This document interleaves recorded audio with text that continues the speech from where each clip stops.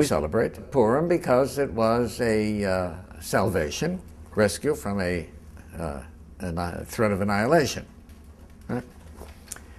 But we also had another episode, and that was Passover, where we were under the danger of annihilation when we were trapped between the oncoming Egyptian army and the sea. Right? And in Passover there was a miracle. Right? God split the sea and we went through. Okay, that was a miraculous salvation. There's nothing miraculous about Purim. Right? What happens in Purim is the king has a prime minister who's an anti-Semite. Right? There is somebody in the king's court who is a prominent Jew. This prominent Jew has a niece who is chosen as the queen. Oh, first of all, something happens that the king got drunk, and in his drunken fury had his queen executed. Right? I imagine that a couple of people in shul the next day were talking about, hey, do you hear what happened in the palace? King got drunk, had his queen executed. I said, oh, don't bother me with that. You know what, I'm not interested in that. This is part of the miracle. Right? And he's dismissing it as that doesn't apply to me. Right? Okay, then Esther is chosen as the queen, and she doesn't tell who she is, doesn't tell her source. And then Mordecai the Jew overhears a palace intrigue to assassinate the king. Well, there's also a lot of times that there are palace intrigues. Right?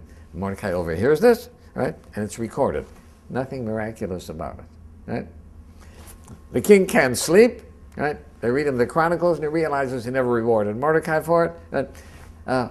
Nothing happened there that was miracle. It was not the Red Sea being split. Right? But what it did show is that God was manipulating things in order to bring about our salvation. Right? And the beauty of Purim is it's the handiwork of God in nature, not in miracles. Right? And I think that points out something that people don't often think about, and that is the natural miracles that occur before our eyes every day. I have a doctor friend who's a world authority on infertility. He's not a particularly observant person, a Jewish person, but he's not observant. And he said to me, I was looking at the microscope, looking through the microscope at a fertilized ovum, a single cell. And I realized that from here on in, all that cell is going to get is carbon, hydrogen, nitrogen, and oxygen. And out of those elements, that cell is going to build a human being that can write the symphonies of Beethoven, that can write the plays of Shakespeare, that can write the philosophy of Aristotle and Socrates. Right? 100 billion cells multiply interconnected, a liver, a kidney, whatever. At that point, I realized there has to be a God. Right?